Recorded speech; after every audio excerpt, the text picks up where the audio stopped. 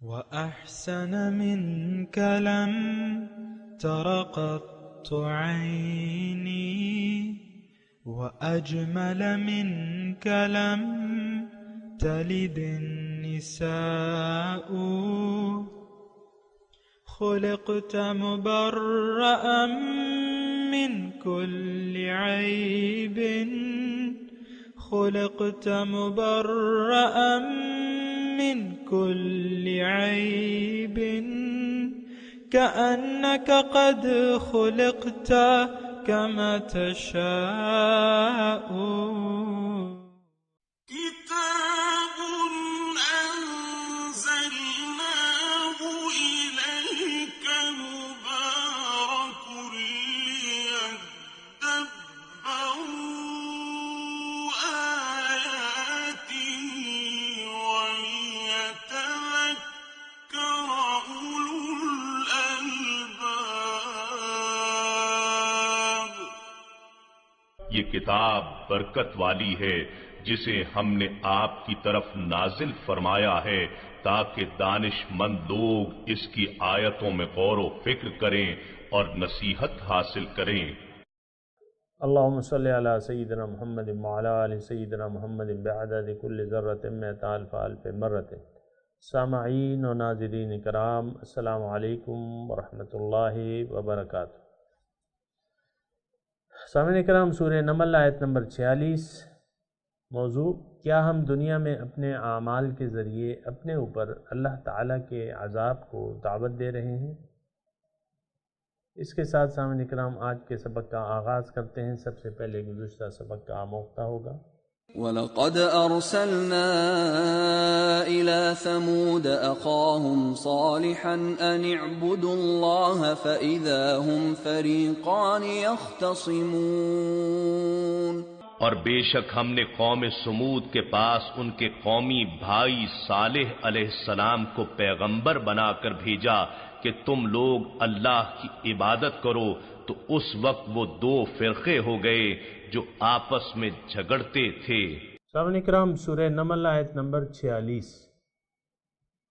لفظی ترجمہ: قال یا قوم، کہا کس نے؟ صالح علیہ السلام نے. کس کو؟ اپنی قوم کو، سمود. لم تستعجلون بالسیئہ، کیوں جلدی کرتے ہو تم برائی کی؟ قبل الحسنت، اچھائی سے پہلے. لولا تستغفرون اللہ، کیوں اللہ سے معافی تم نہیں طلب کرتے؟ لعلکم ترحمون، تاکہ تم پہ رحم کیا جائے. سامعین کرام،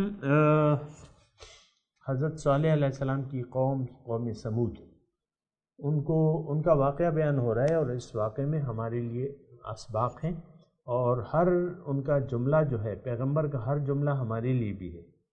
یہ نہیں کہ بس یعنی صالح علیہ السلام نے قوم سمود کو کہا کہ اعبد اللہ، یہی دعوت تو ہمارے پیغمبر نے ہمیں دی ہے. تو یہ مطلب وہ واقعات جو ہیں، اس سے عبرت لینے کی ضرورت ہوتی ہے. یہ عبرت کے لیے ہیں، اور ایسے نہیں ہے سامنے کا، یہ قصے نہیں ہیں، کہانیاں. اب یا آج کی جو وہ ہے، قال یا قوم لم تستعجلون بالسیئہ قبل الحسنہ. اب سیئہ کیا ہے؟ برائی ہے. اس کے دو مفہوم ہیں سامعین کرام. ایک تو یہ ہے کہ ہر پیغمبر کو ان کی قوم نے جھٹلایا ہے تقریباً، اور عذاب میں جلدی کی ہے. جیسے کہ ہمارے پیغمبر صلی اللہ علیہ وسلم، مشرکین مکہ جو تھے، وہ کہتے تھے مدى هذا الوعد ان کنتم صادقین، کہ بھئی کب ہوگا وہ وعدہ جو تم جس عذاب سے ہمیں ڈراتے ہو. لیکن پیغمبر کی جو پہلا جو کام ہوتا ہے وہ ڈرانا ہوتا ہے. دیکھیں ہمارے نبی صلی اللہ علیہ وسلم نے جب تبلیغ کا آغاز کیا، جو 3 سال بعد، جو عام سطح پہ تھا، تو وہ کیا تھا؟ کوہ صفا پہ وہ چڑھ گئے اور انہوں نے ڈرایا کہ اللہ کے عذاب کا لشکر آنے والا ہے، اس سے بچاؤ کی تدبیر کر لو، اور لا الہ کا اقرار کر لو، اللہ کی بندگی کا اقرار کر لو، باطل معبودوں کو چھوڑ دو. اب یہ وہاں سے ڈراوا شروع ہو گیا، ٹھیک ہے. اور پھر اللہ کے رسول جو ہے وہ ڈراتے رہے. تو پہلے رسول جو ہے وہ ڈراتا ہے، کیونکہ ایک قوم جو ہے بد عقیدگی کا شکار ہوتی ہے. بدعمالی اور بدعقیدگی۔ تو برے عقائد سے اس کو باز رہنے کی اللہ کے رسول دعوت دیتے ہیں۔ اچھا، پھر قوم جو ہے وہ تو مانتی نہیں ہے، کیونکہ ضد ہٹ درمی ہوتی ہے، اور پھر جو ہوتا ہے صرف اللہ کی بندگی میں لوگ خطرات محسوس کرتے ہیں۔ وَقَالُوا إِن نَتَّبِعِ الْهُدَى مَعَكَ نُتَخَطَّفْ مِنَ الْأَرْضِ یا من أَرْضِنَا ہے الفاظ، کہتے ہیں اگر ہم آپ کے ساتھ ہدایت کا اتباع کریں تو ہمیں لوگ اچک لیے جائیں گے، ہمارا سارا سسٹم خراب ہو جائے گا، ہماری تو بڑا اچھا کاروبار ہے، ہماری عزت ہے۔ مشرکین مکہ یہ کہتے تھے، تو انہوں نے چند وجوہات کی بنا انکار کر دیا، ذاتی انا، ذاتی خواہشات، ضد ہٹ درمی، اور پھر یہ جو ذاتی وہ یہ سمجھتے تھے کہ نقصان ہوگا، حالانکہ ایسی بات تو نہیں ہے، تو انہوں نے انکار کر دیا۔ اب وہ انکار پہ انکار بڑھتا رہا، ہر جو قرآن کی آیت نازل ہوتی ان کا انکار بڑھتا رہتا، اور وہ ابھی ہم نے کذالک نسلکہ فی قلوب المجرمین، جو بھی قرآن نازل ہوتا، آیات نازل ہوتی، وہ ایسے ان پہ ایسے لگتی جیسے کہ ان کے جسم میں کوئی سیخ لوہے کی سلاخ ڈال رہا ہے، نوکدار سلاخ آپ زندہ انسان کی اس میں ڈالیں تو وہ ناقابل برداشت ہوتی ہے اس سے۔ تو سامعین کرام یہ ساری باتیں ہیں، اور پھر آخر کار یہ ہوتا ہے کہ وہ ان کی شقاوت قلبی میں اضافہ ہو جاتا ہے اور وہ عذاب طلب کرنے لگتے ہیں۔ اور ایک اور آیت میں آپ کو پڑھ کے سناتا ہوں، قالوا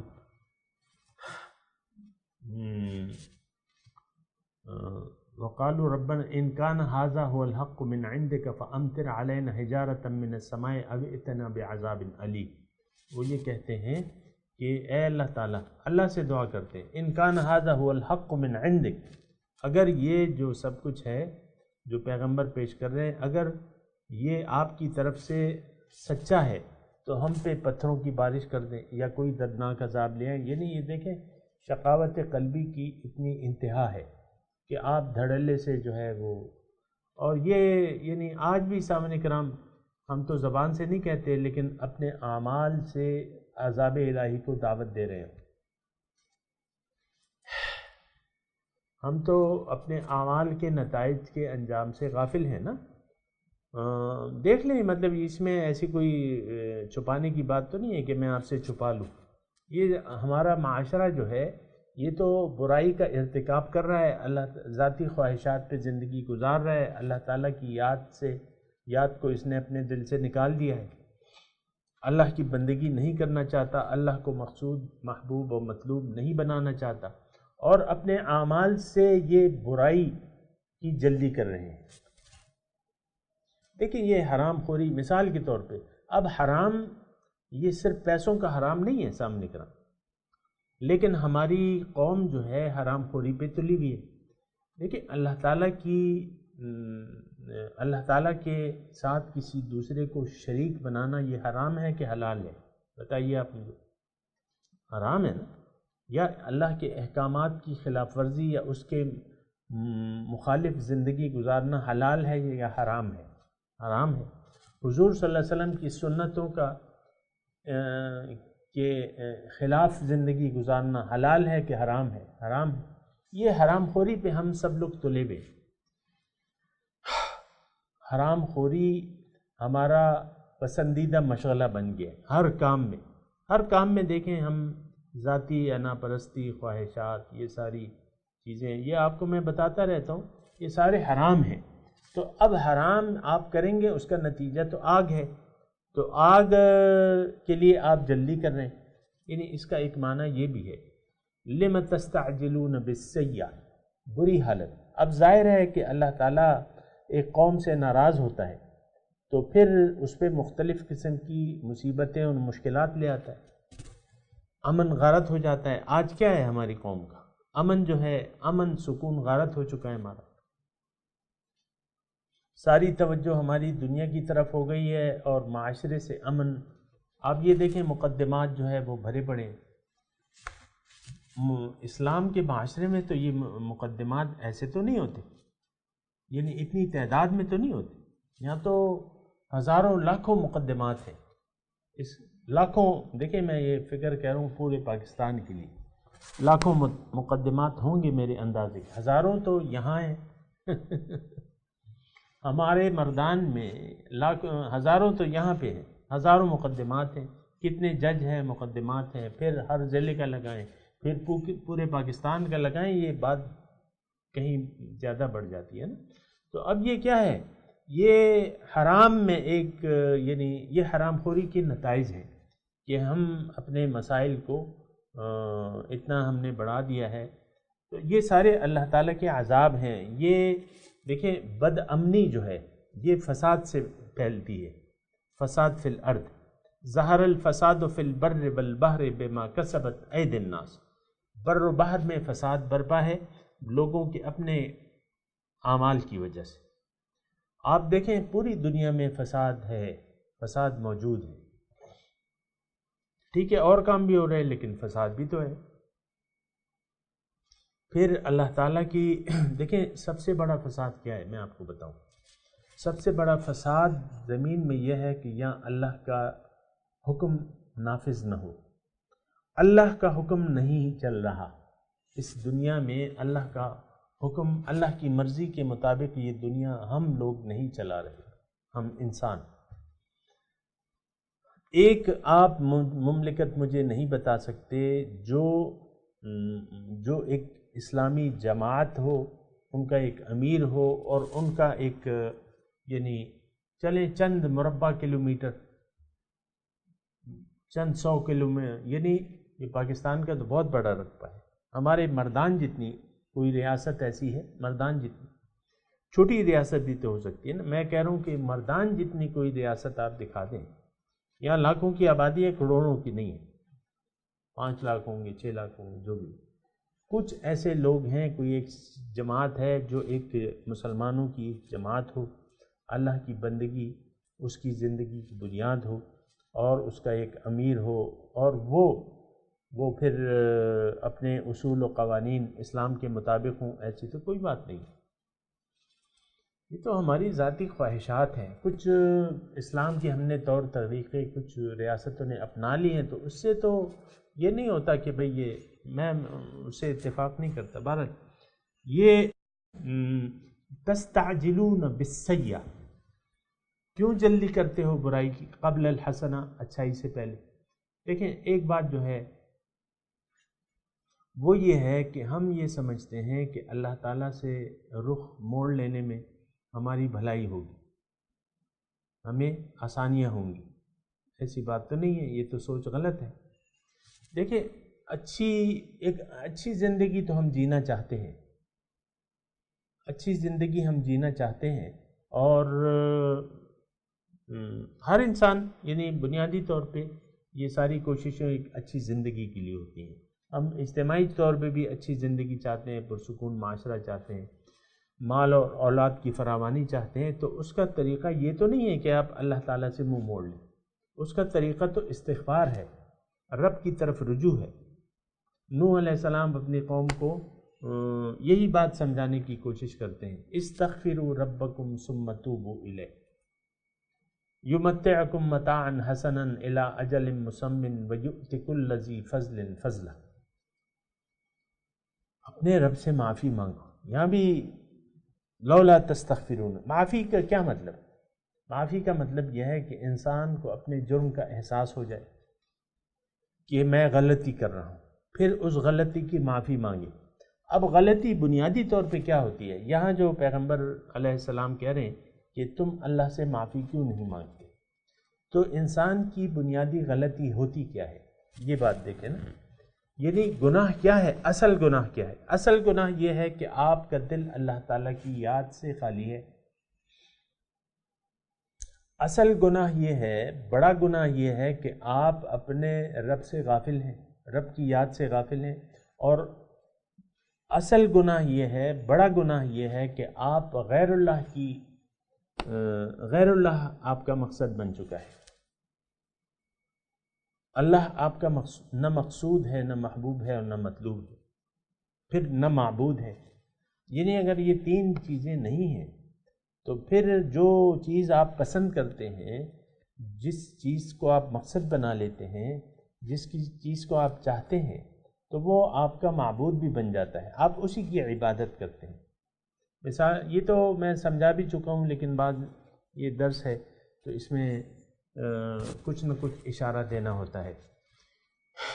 اس کی میں نے آپ کو وجہ بتائی ہے کہ یہ درس ہے، نیٹ پہ موجود ہے، تو کوئی بھی قاری کسی وقت بھی کلک کر کے وہی مضمون سنے اور اس میں وضاحت نہ پائے تو پھر تو اشارہ میں دے دیا کرتا ہوں، کبھی تفصیل کبھی خلاصہ، لیکن میں خلاصہ بیان کر رہا ہوں استغفار کا، اور گناہ کی میں بات کر رہا ہوں۔ گناہ اصل یہ ہے کہ آپ اپنے مقصد حیات سے غافل ہیں، گناہ یہ ہے کہ آپ نے دنیا کو ترجیح دے دی ہے آخرت کی زندگی پہ، یہ اصل گناہ ہے۔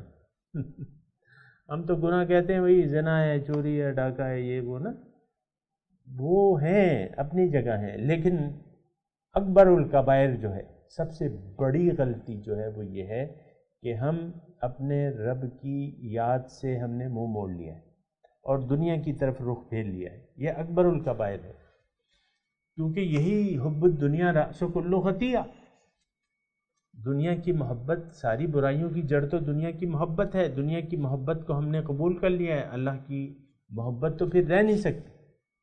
یہ بات نوٹ کر لیں سامنے کرام، یہ میں آپ کو کہتا رہتا ہوں، لیکن یہ ہے کہ یہ سمجھ میں ذرا کم آتی ہے۔ میں کہتا ہوں ہمارے دل میں اللہ کی محبت ہے ہی نہیں، ذرہ برابر بھی نہیں ہے، ذرہ۔ کیوں؟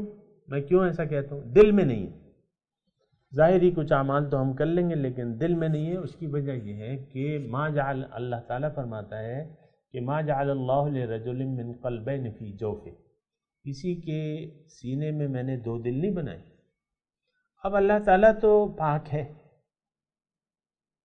اب وہ ناپاک جگہ تو آتا نہیں ہے۔ دل ہمارا اللہ کا گھر ہے، لیکن یہاں تو ہم نے بت پالے ہوئے، تو اللہ تعالیٰ تو پھر نہیں ہوتا، یہ اللہ تو نہیں ہوگا، محبت الہی پھر کہاں ہوگی؟ تو مان لینا چاہیے۔ دیکھیں اگر ایک بات کو ہم تسلیم کر لیں، ایک جو بات حقیقت ہے تسلیم کر لیں، پھر اس کی ہم فکر کریں گے کہ یہ کیسے آئے گی۔ اگر ہم تسلیم کر لیں کہ بھئی دیکھیں اپنے دل میں، یہ تو آپ کو میں کہتا ہوں آپ دیکھ لیں اپنے دل میں، تو تصویر اگر ہے اپنے محبوب کی پھر تو ٹھیک ہے، یعنی اس کا کوئی خیال ہے تو پھر تو ٹھیک ہے، نہیں ہے اور سارا کچھ رسمی زبانی کلامی چل رہا ہے تو پھر ایک الگ بات ہے۔ تو حقیقی یاد سے ہمارے دل غافل ہیں، تو اس کا مطلب، اس کا طریقہ اب کیا ہے؟ استغفار۔ تو وہ نوح علیہ استغفار کیا اپنے گناہوں کی، اور گناہ اور غلطی کا میں نے آپ کو بتا دیا۔ تو نوح علیہ السلام بھی اپنی قوم کو بتا رہے ہیں کہ بھئی استغفروا ربکم ثم توبوا الیہ، اپنی غلط طرز عمل کی معافی مانگو، تم نے غیر اللہ کی طرف رخ کر لیا، اس کی معافی مانگو، اللہ کی طرف رخ پھیر لو، ثم توبوا الیہ۔ اکثر یہ میں سنتا ہوں بعض علماء سے، تو وہ بتاتے ہیں کہ بھئی یہ رزق اور اولاد، اس کے لیے یہ وظیفہ بتاتے ہیں، تو ان کی جگہ ان کی بات ہو سکتا ہے درست ہو، لیکن بات یہ ہے کہ ہر بات کو اصل جڑ سے لینا چاہیے، ایک روح۔ دیکھو نوح علیہ السلام نے، پھر وہ جو علماء ہیں، میں بعض وقت سنتا ہوں دیکھتا ہوں، وہ ان سے کوئی سوال کہتا ہے میری اولاد نہیں ہوتی، اور ان سے کوئی سوال کرتا ہے کہ بھئی میری مال میں برکت نہیں ہے یا مالی حالات خراب ہیں، تو وہ ان کو کہتے ہیں آپ استغفار پڑھیں۔ دیکھیں نا، بعض لوگوں کا ویژن دیکھ لیں، جو اپنے آپ کو عالم کہلواتے ہیں، ان کا ویژن دیکھ لیں آپ، کہ وہ ظاہر کے پیچھے پڑے ہوئے ہیں۔ وہ پھر سائل کو کہتے ہیں کہ تم استغفار کی تسبیح پڑھا کرو۔ تو میں آپ کو کہتا ہوں نا، بعض علماء ایسے ہیں کہ جو ہمیں حقیقت نہیں بتاتے، اور بیچاروں کو خود بھی معلوم نہیں ہوتی ہے، ظاہر کے گرداب میں وہ خود بھی پھنسے ہوئے ہوتے ہیں، چاہے وہ گرداب جو ہے وہ ظاہری دینی ایک لبادہ انہوں نے اوڑھ لیا ہے۔ دیکھیں اصل تو حقیقت نوح علیہ السلام اگر اپنی قوم کو کہہ رہے ہیں تو وہ یہ کہہ رہے ہیں استغفروا ربکم ثم توبوا الیہ، اپنے رب سے اپنی غلطی کی معافی مانگو اور رب کی طرف جٹ جاؤ، رب کو منزل بنا کے اس طرف ہو لو، پھر کیا ہوگا؟ یمتعکم متاعا حسنا الی اجل مسمى استغفروا ربکم ثم توبوا الیہ، یمتعکم متاعا حسنا یرسل السماء علیکم مدرارا ویزدکم قوۃ، یہ ہر پیغمبر نے ایسا کہا ہے تقریباً، وہ قرآن میں ہے، لیکن ابھی تو میں وہ سورہ نوح والا بتا رہا ہوں۔ فَقُلْتُ اسْتَغْفِرُوا رَبَّكُمْ إِنَّهُ كَانَ غَفَّارًا يُرْسِلِ السَّمَاءَ عَلَيْكُمْ مِدْرَارًا وَيُمْدِدْكُمْ بِأَمْوَالٍ وَبَنِينَ وَيَجْعَلْ لَكُمْ أَنْهَارًا، یہ سورہ نوح کی وہ آیت میں آپ کو پڑھا ہوں، استغفروا ربکم ثم توبوا الیہ، فَقُلْتُ اسْتَغْفِرُوا رَبَّكُمْ ثُمَّ تُوبُوا إِلَيْهِ يُمَتِّعْكُمْ مَتَاعًا حَسَنًا، یہ تو دوسری جگہ ہے، چلیں معنی ایک ہی ہے، دوسرے پیغمبر نے بھی یہی کہا ہے کہ يُمَتِّعْكُمْ مَتَاعًا حَسَنًا، اور نوح علیہ السلام کہہ رہے ہیں يُمْدِدْكُمْ بِأَمْوَالٍ وَبَنِينَ، تمہیں مال بھی زیادہ کر دے گا اور اولاد بھی زیادہ کر دے گا۔ تو طریقہ تو پھر یہ ہے، یہاں جو ہم آیت پڑھ رہے ہیں کہ بھئی تم اگر اللہ تعالیٰ سے معافی مانگو گے، اس کی طرف رخ پھیر لو گے، وہ تم پہ رحم کرے گا، تمہاری زندگی اچھی ہوگی۔ تو اچھی زندگی، اگر کوئی اچھی زندگی چاہتا ہے نا سامعین اکرام، تو اس کا طریقہ استغفار ہے، اور اس معنی میں زبانی استغفار نہیں جو میں آپ کو بتا رہا ہوں، تو استغفار طریقہ ہے۔ اگر آپ چاہتے ہیں کہ میری مال اور اولاد میں برکت ہو، اچھی زندگی گزرے، تو اس کا ایک واحد طریقہ ہے استغفار اور رجوع الی اللہ۔ اللہ اکبر۔ تو عام طور پہ یہ ہے لم تستعجلون بالسیئۃ قبل الحسنہ، تم اچھائی سے پہلے برائی کی چاہت کرتے ہو، یعنی اللہ کی طرف رجوع نہیں کر رہے۔ اللہ تعالیٰ کی طرف رجوع کر لینے میں تمہارا فائدہ ہے، تمہاری زندگی اچھی گزرے گی، تمہارے مال اور اولاد کو اللہ تعالیٰ زیادہ کر دے گا۔ تو لم تستعجلون بالسیئہ، تو تم برائی کیوں چاہتے ہو؟ برائی کیا ہے؟ میں نے آپ کو بتایا کہ اللہ تعالیٰ سے رخ پھیر کے دنیا کی طرف رخ کر لینا، یہ اکبر الکبائر ہے، بہت بڑا گناہ ہے، بنیادی گناہ ہی۔ آپ نے رخ پھیر لیا، رخ پھیر کے اللہ کی طرف رخ پھیر کے آپ سے غلطیاں ہو سکتی ہیں، اس کی معافی بھی ممکن ہے، آپ چوری کر سکتے ہیں اور آپ زنا کر سکتے ہیں، کوئی مطلب وہ ایسے نہیں ہے، وہ شرک نہیں ہے، وہ گناہ ہے، لیکن اصل جو ہے کہ آپ نے رخ اپنا اللہ سے پھیر کے دنیا کی طرف کر لیا، یہ بہت بڑا گناہ ہے۔ تو پیغمبر یہاں اپنے قوم کو کہہ رہے ہیں لم تستعجلون بالسیئۃ قبل الحسنہ، ایک اچھی زندگی کی میں تمہیں نوید دے رہا ہوں، تم اللہ کی طرف رخ پھیر لو اور اس سے معافی مانگو، تمہیں ایک اچھی زندگی، تو وہ اچھی زندگی تم میری جو وہ ہے دعوت ہے، یا جو میں تمہیں خوشخبری دے رہا ہوں، ایک دنیا میں بھی اچھی زندگی کی اور آخرت میں جنت، دنیا میں اچھی زندگی، تم اس سے منہ موڑ رہے۔ تو لم تستعجلون، تم اپنے اعمال سے اپنے عذاب الہی کو دعوت دے رہے ہو۔ ہم اگر دیکھیں ہم اگر زبان سے عذاب الہی کو، اپنے اعمال سے عذاب الہی کو دعوت دے رہے ہیں، اور بہت سے ہم لوگ جو ہیں، ہم میں سے بہت سے لوگ اللہ کے عذاب میں گرفتار ہیں۔ سامنے کرام دیکھیں، یاد الہی سے جو دل خالی ہے، یہ بات نوٹ کر لیں، جو دل یاد الہی سے خالی ہے وہ برباد ہے، وہ ناکام ہے، وہ نامراد ہے، یہ بات نوٹ کر لیں، پھر آپ تفصیلات ڈھونڈتے رہیں۔ تو ایسا تو نہیں کرنا چاہیے، ایک طرف آگ ہے، ایک طرف جو ہے اچھی زندگی ہے، تو یہ تو پاگل بنتی ہوئی کہ بھئی آپ آگ کو طلب کریں اور اچھی زندگی کو چھوڑ دیں. دیکھیں اچھی زندگی اللہ کی یاد میں ہے، یہ بات نوٹ کر لیں. اور دوسری طرف تو آگ ہے. فَإِنَّ لَهُ مَعِيشَةً ضَنْكَ، اللہ تعالیٰ نے فرمایا کہ جس نے میری یاد سے منہ موڑ لیا تو اس کی میں زندگی اس پر تنگ کر دوں گا. آج ہم میں ہر شخص تقریباً پریشان ہے سامنے کا، کوئی نہ کوئی نان ایشوز میں وہ الجھ کے اپنے دل کو خفا کر لیتا ہے. مثال کے طور پہ عرض کروں، نان ایشوز میں وقت ضائع کر رہے ہیں، ہم نان ایشوز کو دل پہ لے رہے ہیں. تو ایسی تو نہیں ہونا چاہیے سامنے کا. بہرحال پیغمبر اپنی قوم کو کہہ رہے ہیں یا قوم، قال یا قوم، انہوں نے کہا اے میری قوم، لم تستعجلون بالسیئۃ قبل الحسن، کیوں تم جلدی مچا رہے ہو برائی کی، قبل الحسن، اچھائی سے پہلے. یعنی میری پیغمبر بالواسطہ یہ کہہ رہے ہیں کہ میری دعوت کو قبول کر لو، تمہیں اللہ تعالیٰ یمتعکم متاعا حسنا الی اجل مسمى ویؤتی کل ذی فضل فضلا، یہ ہمارے لیے ہے.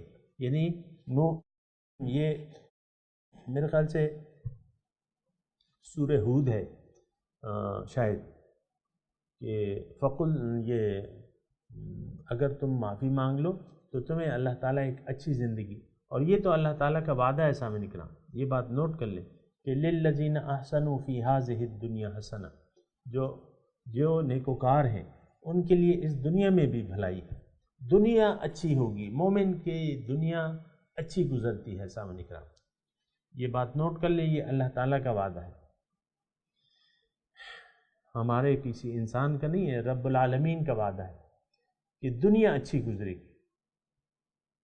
وَآتَيْنَاهُ فِي الدُّنْيَا حَسَنَةً وَإِنَّهُ فِي الْآخِرَةِ لَمِنَ الصَّالِحِينَ. ابراہیم علیہ السلام کے بارے میں ہے کہ ہم نے ان کو دنیا میں بھی بھلائی عطا کی اور آخرت میں تو یہ ہوں گے صالحین کی ٹولی میں. تو دنیا میں بھلائی، یہ ایک الگ بات ہے کہ ہمارا جو نظریہ ہے وہ غلط ہے اچھائی یا بھلائی کے بارے میں، وہ ایک غلط بات ہے. لیکن جو اچھائی ہے وہ یہ ہے کہ اس کی روحانی، دیکھیں نیک حسنہ جو ہم مانگتے ہیں نا، ربنا آتنا فی الدنیا حسنہ، یہ مقبول دعا ہے. مومن کی دنیا اچھی ہوتی ہے. تو دنیا کی اچھائی کیا ہے کہ آپ دنیا سے اپنا پورا حصہ لے کے چلے جائیں آخرت. نیک اعمال کی توفیق اگر اللہ تعالیٰ دے دے تو یہ دنیا میں حسنہ ہے. دنیا میں تو ہم کمائی کے لیے آئے ہیں، دنیا میں کچھ بونے کے لیے آئے ہیں. تو دنیا میں حسنہ یہ ہے کہ آپ دنیا سے اپنا حصہ پورا لے کے آخرت میں چلے جائیں. دنیا تو وہی ہے جو آپ نے آخرت کے لیے بھجوا دی. بہرحال یہ سارے مضامین ہیں سامعین کرام، سوچنے اور سمجھنے کے ہیں. میں تلاوت کرتا ہوں، میرے ساتھ دہرائیے. اعوذ باللہ من الشیطان الرجیم، بسم اللہ الرحمن الرحیم. قال یا قوم لم تستعجلون بالسیئۃ قبل الحسنہ لولا تستغفرون اللہ لعلکم ترحمون.